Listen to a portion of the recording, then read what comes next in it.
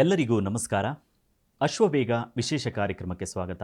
ನಾನು ಪಾವುಗಡ ನವೀನ್ ಕಿಲಾರ್ಲಹಳ್ಳಿ, ಸಾಮಾಜಿಕ ಹೋರಾಟಗಾರ, ಮೋಟಿವೇಶನ್ ಸ್ಪೀಕರ್.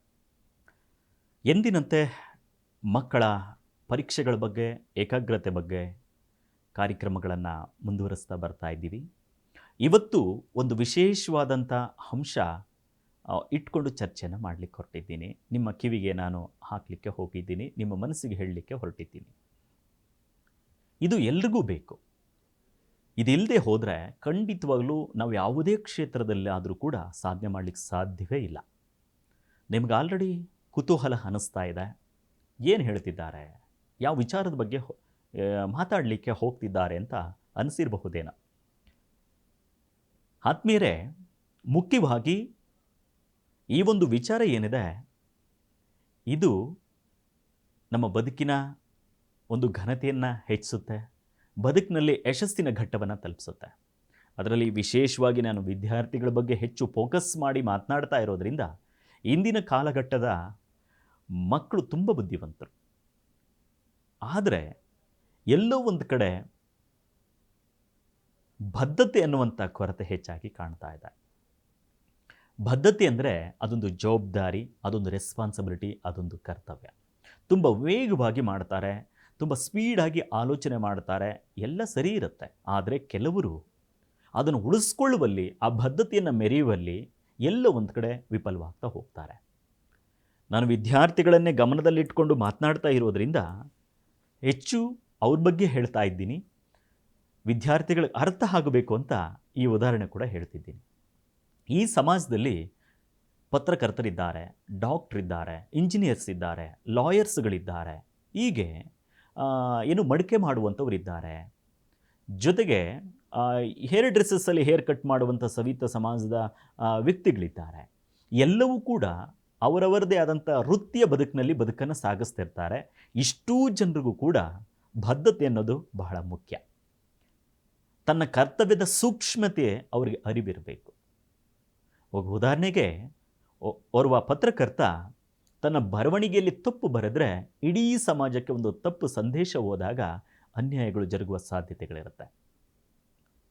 ಜೀವ ಕಾಪಾಡುವಂಥ ವೈದ್ಯರು, ಡಾಕ್ಟರ್ಸು ತನ್ನ ಕರ್ತವ್ಯ ಬದ್ಧತೆಯನ್ನು ಮರೆತರೆ ಒಂದು ವ್ಯಕ್ತಿಯ ಜೀವವೇ ಹೊರಟೋಗ್ಬಿಡತ್ತೆ.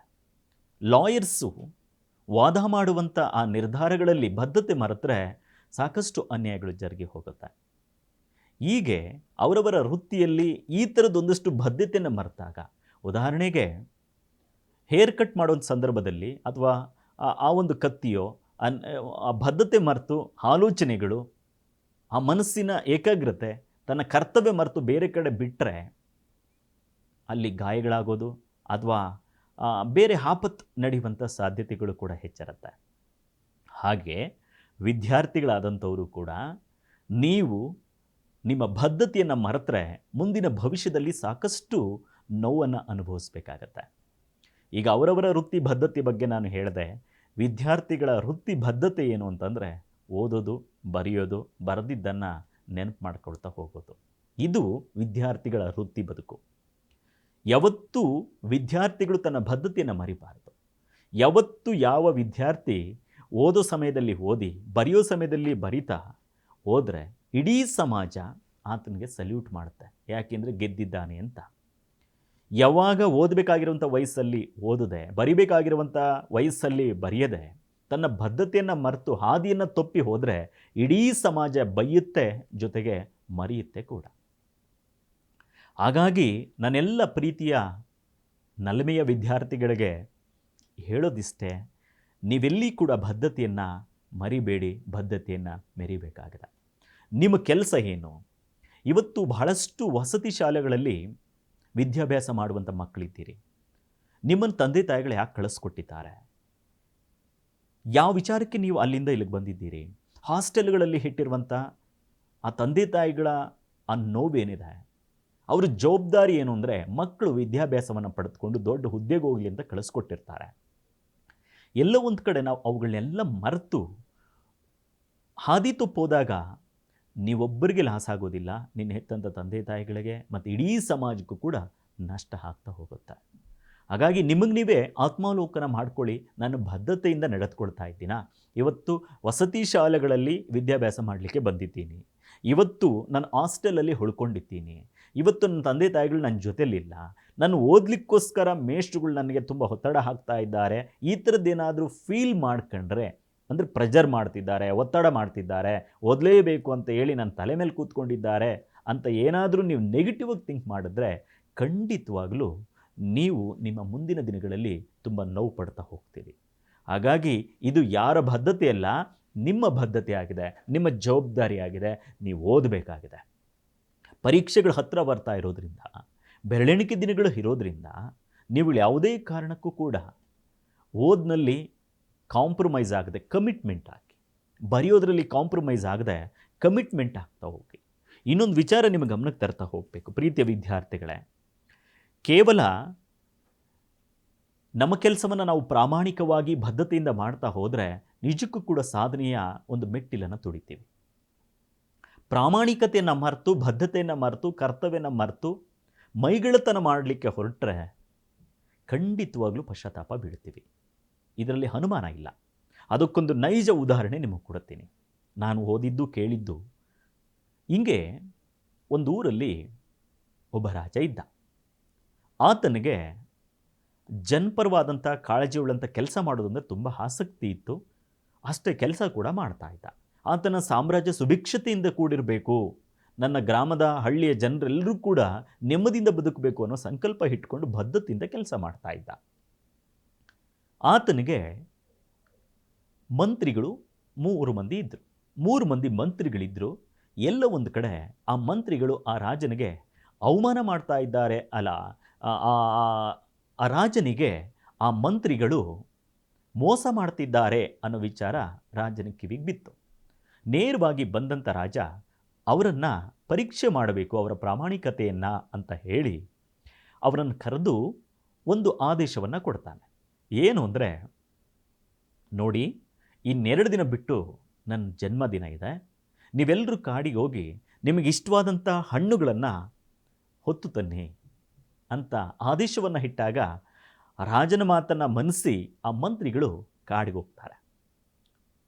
ಕಾಡಿಗೆ ಹೋಗಿ ಹಣ್ಣುಗಳನ್ನು ಹಾಯೋದಕ್ಕೆ ಸಿದ್ಧವಾಗ್ತಾರೆ, ತನಗಿಷ್ಟವಾದಂಥ ಹಣ್ಣುಗಳು. ಅದರಲ್ಲಿ ಮೊದಲನೇ ಮಂತ್ರಿ ಏನು ಮಾಡ್ತಾನೆ, ತುಂಬ ಪ್ರಾಮಾಣಿಕವಾಗಿ ರಾಜನ ಆದೇಶವನ್ನು ಆತ ಮನಸ್ಫೂರ್ತಿಯಾಗಿ ತೆಗೆದುಕೊಂಡು ಒಳ್ಳೊಳ್ಳೆ ಹಣ್ಣುಗಳನ್ನು ಶ್ರಮವಹಿಸಿ ಹಾದು ಚೀಲದಲ್ಲಿ ಹಾಕ್ಕೊಳ್ತಾನೆ, ಚೀಲ ತುಂಬಿಸ್ಕೊಳ್ತಾನೆ.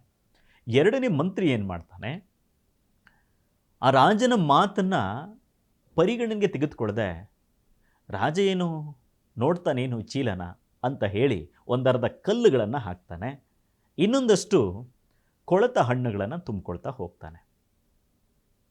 ಆ ಕೊಳೆತ ಹಣ್ಣುಗಳನ್ನು ಹಾಕ್ಕೊಂಡು ಚೀಲವನ್ನು ತುಂಬಿಸ್ಬಿಡ್ತಾನೆ.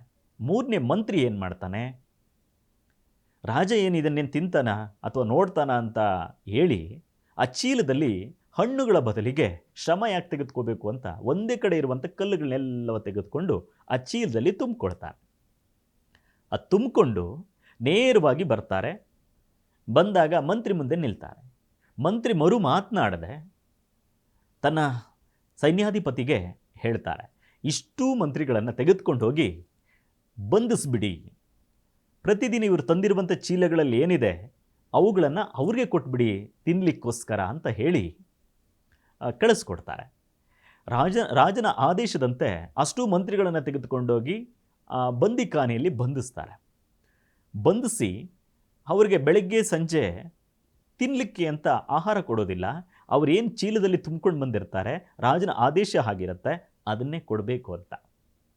ಅದನ್ನೇ ತೆಗೆದುಕೊಂಡು ಮೊದಲನೇ ಮಂತ್ರಿಗೆ ಮೊದಲನೇ ಚೀಲದಲ್ಲಿ ಕೊಡ್ತಾರೆ. ಒಳ್ಳೆ ಹಣ್ಣು ತಂದಿರ್ತಾನೆ, ಹಣ್ಣನ್ನು ತಿಂದು ನೆಮ್ಮದಿಯಾಗಿರ್ತಾನೆ. ಎರಡನೇ ಮಂತ್ರಿಗೆ ಕೊಳೆತ ಹಣ್ಣುಗಳನ್ನು ತಂದಿರ್ತಾನೆ, ಅದೇ ಚೀಲದಲ್ಲಿ ಆ ಹಣ್ಣುಗಳನ್ನೇ ಕೊಡ್ತಾರೆ. ಆತ ರೋಗಗಳಿಗೆ ತುತ್ತಾಗ್ತಾ ಹೋಗ್ತಾನೆ. ಇನ್ನು ಮೂರನೇ ಮಂತ್ರಿ ರಾಜ ಏನು ನೋಡ್ತಾನ ತಿಂತಾನ ಅಂತ ಹೇಳಿ ರಾಜನ ಮಾತನ್ನೇ ನಿರ್ಲಕ್ಷ್ಯ ಮಾಡಿದಂಥ ಆ ಮಂತ್ರಿಗೆ ತಾನು ತೆಗೆದುಕೊಂಡು ಬಂದಂಥ ಕಲ್ಲುಗಳನ್ನೇ ಹಿಡ್ತಾರೆ. ಕೊನೆಗೆ ಊಟ ಇಲ್ಲದೆ ಆ ಮಂತ್ರಿ ಪ್ರಾಣವನ್ನು ಬಿಡ್ತಾನೆ. ಈ ಕಥೆಯಿಂದ ನಿಮಗೇನು ಅರ್ಥ ಆಯಿತು? ಒಂದು, ನೀವೇನು ಕೊಡ್ತೀರಿ ವಾಪಸ್ ಮರಳಿ ನಮ್ಗೆ ಅದೇ ಬರುತ್ತೆ. ಯಾವಾಗ ನಾವು ಪ್ರಾಮಾಣಿಕವಾಗಿ ಬದ್ಧತೆಯಿಂದ ಕೆಲಸವನ್ನು ಮಾಡ್ತೀವಿ, ಅದೇ ಪ್ರಾಮಾಣಿಕ ಬದ್ಧತೆ ನಮಗೆ ಒಳ್ಳೆ ಫಲ ಕೊಡ್ತಾ ಹೋಗುತ್ತೆ. ಮೊದಲನೇ ಮಂತ್ರಿ ಒಳ್ಳೆ ಹಣ್ಣನ್ನು ತಂದ, ಅದೇ ಹಣ್ಣು ಆತನಿಗೆ ಸಿಕ್ತು, ಬದುಕೊಂಡ. ಎರಡನೇ ಮಂತ್ರಿ ಕೊಳೆತ ಹಣ್ಣುಗಳನ್ನು ತಂದ, ಅದೇ ಹಣ್ಣನ್ನು ತಿಂದ, ಅದು ರೋಗಕ್ಕೆ ತುತ್ತಾದ. ಮೂರನೇ ಮಂತ್ರಿ ಕಲ್ಲುಗಳನ್ನು ತಂದ, ಕಲ್ಲು ತಿನ್ನಲಿಕ್ಕಾಗದೆ ಪ್ರಾಣವನ್ನು ಬಿಟ್ಟ. ಹಾಗಾಗಿ ನನ್ನ ವಿದ್ಯಾರ್ಥಿ ಮಕ್ಕಳೇ, ನಿಮಗಳಿಗೆ ಹೇಳೋದಿಷ್ಟೇ, ಈಗಾಗಲೇ ನಿಮ್ಗೆ ಅರ್ಥ ಆಗಿಬಿಟ್ಟಿದೆ. ನೀವು ಸಬೂಬ್ ಹೇಳದೆ, ಮೈಗಳತನ ಮಾಡದೆ, ಅಪ್ರಾಮಾಣಿಕವಾಗಿ ಏನಾದರೂ ತಪ್ಪಿಸ್ಕೊಳ್ಳಿಕ್ಕೆ ಏನಾದರೂ ನೀವು ಹೋದರೆ ಖಂಡಿತವಾಗ್ಲೂ ಅದರ ಫಲ ನೀವೇ ಅನುಭವಿಸ್ಬೇಕಾಗತ್ತೆ. ಹಾಗಾಗಿ ನೀವು ಒಳ್ಳೆ ವಿದ್ಯಾಭ್ಯಾಸ ಮಾಡಬೇಕು, ದೊಡ್ಡ ಮಟ್ಟದಲ್ಲಿ ಸಾಧನೆ ಮಾಡಬೇಕು ಅಂದರೆ ಈಗ ಓದಬೇಕು, ಬರಿಬೇಕಾಗಿದೆ ಅಂತ. ಇನ್ನೊಂದು ಘಟನೆ ನಿಮಗೆ ನೆನಪು ಮಾಡ್ತಾ ಇದ್ದೀನಿ.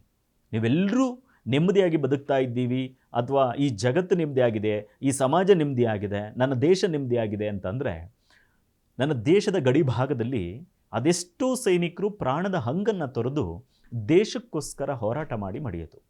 ಹಗಲು ರಾತ್ರಿ ಅನ್ನದೆ, ಚಳಿ ಗಾಳಿ ಅನ್ನದೆ, ಹಸಿವಿನಿಂದ ಅವರು ದೇಶವನ್ನು ರಕ್ಷಣೆ ಮಾಡಲಿಕ್ಕೆ ಹೋರಾಟ ಮಾಡ್ತಿರ್ತಾರೆ. ಸೈನಿಕರು ಕೂಡ ಮನುಷ್ಯರೇ, ಯೋಧರು ಮನುಷ್ಯರೇ, ಅವ್ರಿಗೂ ಕೂಡ ತಂದೆ ತಾಯಿಗಳು ಅಂತ ಇರ್ತಾರೆ, ಅವ್ರಿಗೂ ಕೂಡ ಕನಸುಗಳು ಅಂತ ಇರುತ್ತೆ, ಅವ್ರಿಗೂ ಕೂಡ ಒಂದಷ್ಟು ಸಂಕಲ್ಪಗಳು ಅಂತ ಇರುತ್ತೆ, ಅವ್ರಿಗೂ ಕೂಡ ಹೆಂಡತಿ ಮಕ್ಕಳು ಈ ಥರದ್ದೆಲ್ಲವೂ ಇರುತ್ತೆ.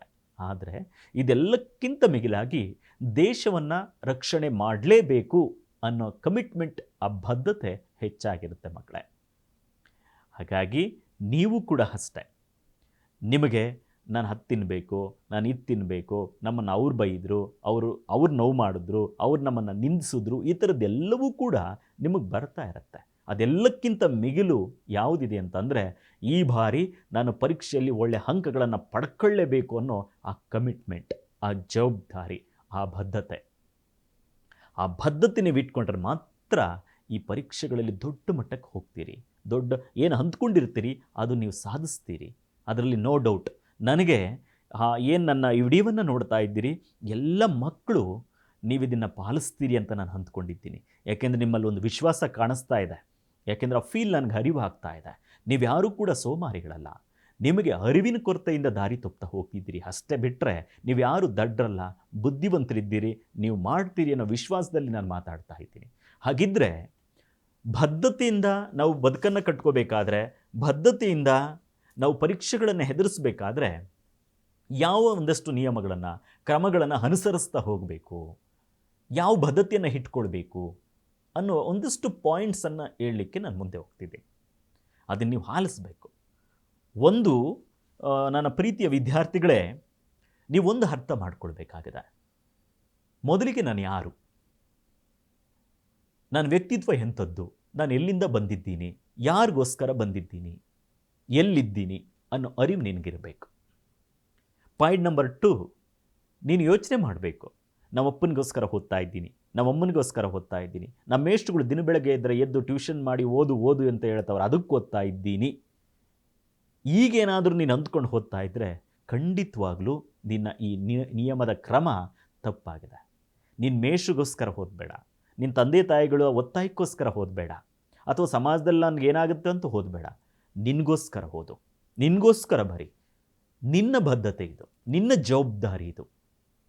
ಯಾರಿಗೋಸ್ಕರ ನೀನು ಮಾಡಬೇಡ, ನಿನ್ನ ಭವಿಷ್ಯ ಕಟ್ಕೊಳ್ಳೋದಕ್ಕೋಸ್ಕರ ನೀನು ಓದಬೇಕಾಗಿದೆ. ಇನ್ನೊಂದು ಪ್ರಮುಖವಾದಂಥ ವಿಚಾರ ಏನು ಅಂದರೆ, ಪ್ರತಿದಿನ ನೀನು ಸಮಯಕ್ಕೆ ಸರಿಯಾಗಿ ಓದೋದನ್ನು ಶುರು ಮಾಡಬೇಕು. ಇದು ನಿನ್ನ ಬದ್ಧತೆ. ಪ್ರತಿದಿನ, ಇದು ಒಂದಿನ ಓದಿ ಸುಮ್ಮನೆ ಆಗೋದಲ್ಲ, ಪ್ರತಿದಿನ ಓದಲಿಕ್ಕೆ ಶುರು ಮಾಡಬೇಕು. ಜೊತೆಗೆ ಯಾವುದೇ ಸಣ್ಣ ಕೆಲಸವಾಗಿರಲಿ ಅದನ್ನು ಪೂರ್ಣ ಮಾಡಬೇಕು. ಈಗ ಓದಲಿಕ್ಕೆ ಕೂತ್ರೆ ಒಂದಷ್ಟು ಓದಿ 10 ನಿಮಿಷ 15 ನಿಮಿಷ ಓದಿ ಎದ್ದು ಓಡೋಗೋದಲ್ಲ. ನಿನ್ನ ಬದ್ಧತೆ ಏನು, ಈಗ 45ರಿಂದ 50 ನಿಮಿಷ ಓದಬೇಕು ಅಂತ ಇರುತ್ತೆ. 50 ನಿಮಿಷಗಳ ಕಾಲ ನೀನು ಓದಿನಲ್ಲೇ ಮಗ್ನವಾಗಿರಬೇಕು, ಬರೆಯೋದ್ರಲ್ಲಿ ಮಗ್ನವಾಗಿರಬೇಕು, ಓದಿದ್ದು ಬರೆದಿದ್ದನ್ನು ಮನನ ಮಾಡ್ಕೊಳ್ಳೋದ್ರಲ್ಲಿ ನಿನ್ನ ಬದ್ಧತೆಯನ್ನು ಇಟ್ಕೊಂಡಿರಬೇಕು. ಇನ್ನೊಂದು ಪಾಯಿಂಟ್ ನಿಮ್ಮ ಗಮನಕ್ಕೆ ತರ್ತಾ ಇದ್ದೀನಿ